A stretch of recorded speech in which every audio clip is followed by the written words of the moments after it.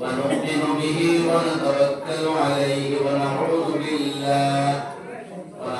بالله من شرور أنفسنا ومن سيئات أعمالنا من يهده الله فلا مضل له ومن يضلل فلا هادي له ونشهد أن لا إله إلا الله ونشهد أن سيدنا ونبينا وحبيبنا ومولانا محمدا عبده ورسوله صلى الله تعالى عليه وعلى آله وصحبه وبارك وسلم تسليما كثيرا كثيرا أما بعد فأعوذ بالله من الشيطان الرجيم بسم الله الرحمن الرحيم قل لعبادي الذين آمنوا يقيموا الصلاة وينفقوا مما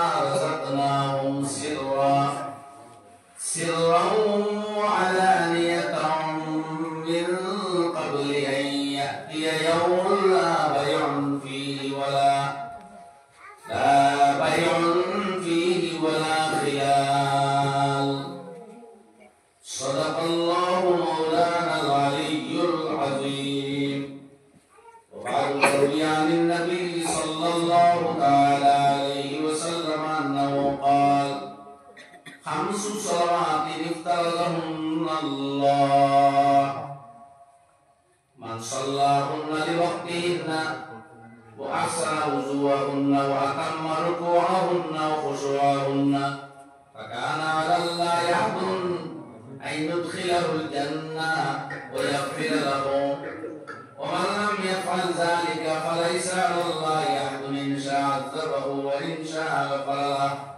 الحديث كما قال عليه الصلاة والسلام: اللهم صل على سيدنا ومولانا محمد وعلى آله وأصحابه وسلم. اللهم صل على سيدنا ومولانا محمد وعلى آله وأصحابه وسلم. اللهم صل على سيدنا ومولانا محمد وعلى آله وأصحابه وسلم. لا إله إلا الله، لا إله إلا الله، لا إله إلا الله، لا إله إلا الله، محمد رسول الله.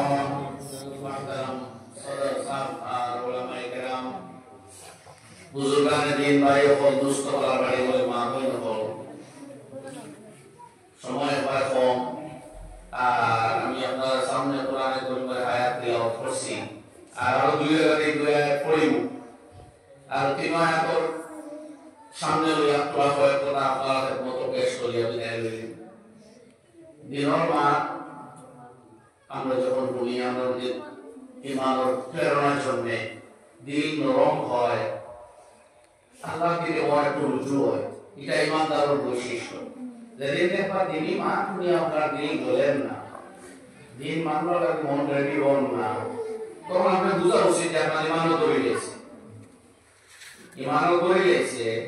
গুনাহ করলে একটু ঘৃণাও হয় না, গুনাহ করলে একটু বিরক্তিও হয় না। এই দিন যেদিন আপনার অবস্থা আপনি অলৌকিক হবা, আপনি প্রচন্ড ভাবে তোবা করবা, বুঝলেন যে আপনার ইমানের ব্যাপারে মারাত্মক বিপদের সম্মুখীন হয় ইমান।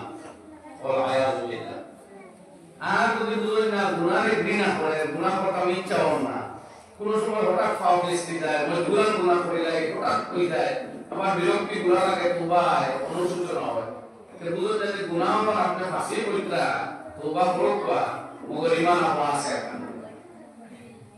এটা আমি প্রতিষ্ঠা হইয়া জানাব রাসূলুল্লাহ সাল্লাল্লাহু আলাইহি ওয়াসাল্লাম ফরমাইতা ইযা সাররাকা হাসানাতুকা ওয়া সাআকা সাইয়্যাতুকা ফা আনতা বিমুমিন, যখন তোমার নেকির কাজে তোমারে সন্তুষ্ট করে আর বুরাই গুনার কামে তোমারে নারাজ করে, তখন বুঝিও তুমি মুমিন।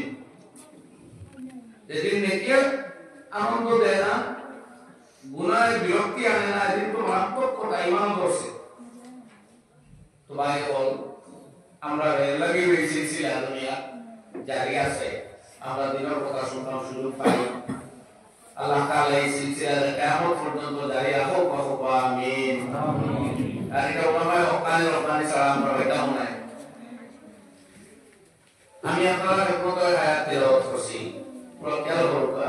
আমার আল্লাহ সুবহানাহু ওয়া তাআলা ফরমায়, কুল লিইবাদিয়াল্লাযীনা আমানু, হে নবী আপনি কইয়া দেন আমার ওই সমস্ত বান্দা আপনারা যারা ঈমান এনেছে, যারা ঈমান আনছে আপনি তারা কইয়া দেন ইউকিমুস সালাহ, তারা নামাজ রীতিমতো আদায় করো, নামাজের দায়িত্বের সাথে আদায় করো। কারণ নামাজের ডিউটি যেটা ঈমান আনার পরে প্রত্যেক মুসলমানের করা লাগে এবং প্রতিদিন করা লাগে, অন্য কোনো ডিউটি নাই, এটা ডেইলি আপনার করা লাগে। রোজা আপনার বছর একবার তাও সুস্থ হইলে আর বিভিন্ন বাড়ির থাকলে, সফর না থাকলে, সফর চলাকালীন না থাকলে, সফর চলাকালীন থাকলে সেই সময় লাগতো না, পরে বলে হইব। কোনো গর্ভবতী মহিলার গর্ভর সন্তান কষ্ট হইব, রাস্তায় হইলে তাইরও সাময়িক না রাখলে পরে রাখলে হইব। দুধ দানকারী মায়ের যদি বাচ্চার লস হইব ডাক্তারের হয়ে তাহলে দুধ দান যথাযথ আদায় করা লাগে, বড় রোজা এই সময় না রাখলে পরে রাখলে হইব। কিন্তু এর বস্তু নামাজ এটা পরে বললে হইতো না, পড়াশোনা তারাই পারবেন না, বসিয়া পড়া লাগবে, বসিয়া পারবেন না, শুইয়া পড়া লাগবে। আর পানি দিয়ে পারবেন না, তৈয়াম করা লাগবে।